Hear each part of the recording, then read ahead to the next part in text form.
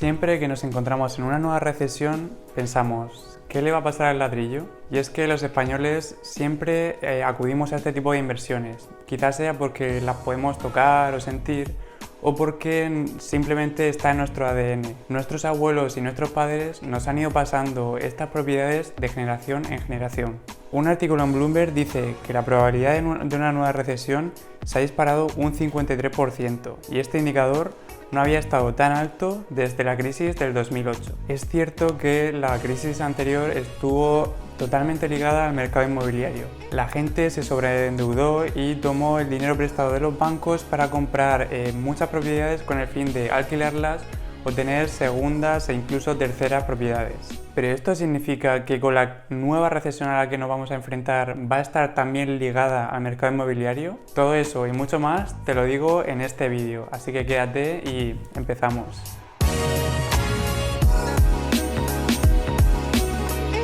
Lo primero que tenemos que pensar es cómo se mueven los precios de los inmuebles. Estos precios se mueven no por otra norma que por la de oferta y demanda. Cuando una casa se encuentra en un área en la que hay una alta demanda, el precio de esa vivienda tenderá a subir. Cuando por el contrario, cuando una vivienda se encuentra en un sitio con poca demanda, el precio de esa vivienda tenderá a bajar para atraer a nuevos compradores. Es psicología básica.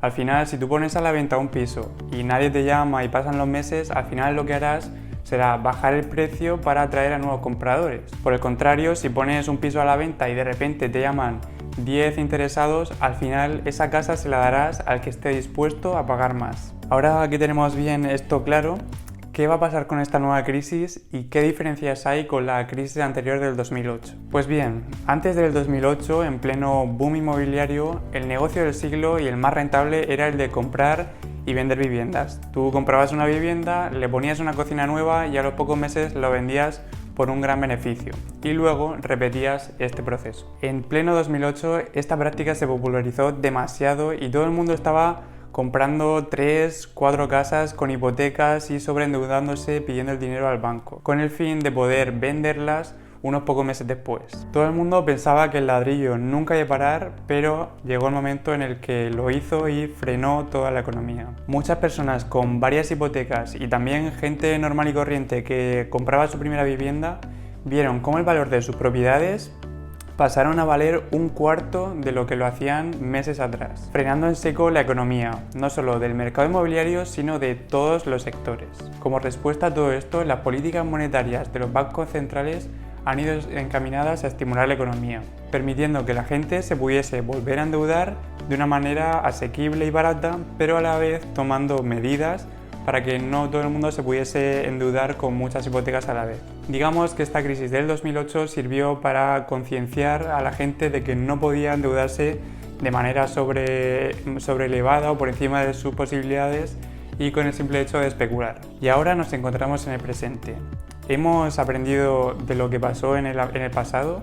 ¿Están los inversores más preparados y no tan sobreendeudados como en la anterior crisis? Con las medidas que se impusieron para evitar el sobreendeudamiento y con la deuda tan barata, con unos tipos de interés tan cercanos al tipo 0%, los inversores no están tan sobreendeudados y con tanto riesgo como en la anterior crisis. Además, tenemos que pensar que la expansión inmobiliaria y el boom de la construcción se acabó y ahora los inversores han estado más enfocados en tener más dinero en sus propiedades, es decir, en quitarse más deuda. Esto lo que hace es que ante un parón en la economía, estos inversores estén más preparados ante un posible parón y no poder realizar sus compras y sus ventas inmobiliarias. Con este tema del coronavirus es demasiado pronto para saber qué es lo que va a pasar en el mercado inmobiliario, pero sí es cierto que podemos mirar a diversos factores e indicadores que nos van a ayudar a saber cómo va a ser la situación. Por un lado, tenemos que tener en cuenta que las visitas a las casas por parte de los agentes inmobiliarios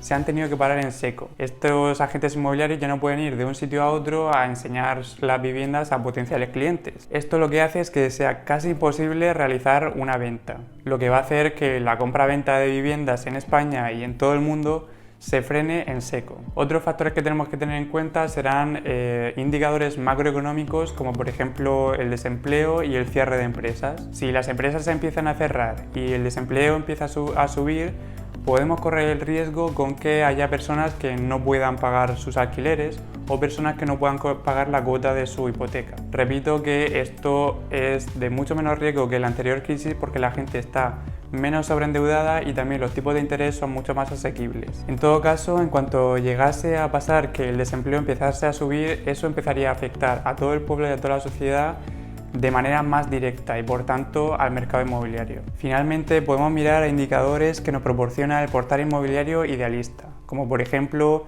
el descuento medio de los compradores por vivienda, la evolución por metro cuadrado de las ciudades, etc. Todos estos datos los tendremos que tener muy de cerca en los próximos meses. En mi opinión, el mercado inmobiliario va a tardar más en reaccionar a esta cuarentena o a esta situación global que estamos viviendo que lo han hecho las bolsas. Además, tenemos que tener en cuenta que no todas las crisis afectan al mercado inmobiliario de igual manera. Si va a caer, si se va a mantener o si va a subir es algo que descubriremos en los próximos meses. Y en cuanto las inmobiliarias empiecen a trabajar y empiecen a ver si los compradores siguen interesados en comprar y si los vendedores están motivados en vender. Como inversores tenemos que lidiar con la incertidumbre y enfocarnos en lo que podemos controlar y no en lo que no podemos controlar, sino actuar en consecuencia. Olvidarnos de tantas noticias y actuar en base a la lógica y a lo que dicen las tendencias históricas. Si termina cayendo el mercado inmobiliario será una oportunidad para muchos de nosotros de entrar en el mercado inmobiliario a precios mucho más bajos. Si al final acaba subiendo, eso será un índice de que este parón de la economía tardará más temprano que tarde. Bueno, ante todo espero que estéis bien y que os estéis cuidando en esta cuarentena que estamos pasando todo el mundo. Y así que nada más, sois increíbles, yo soy Javier y nos vemos en el próximo vídeo.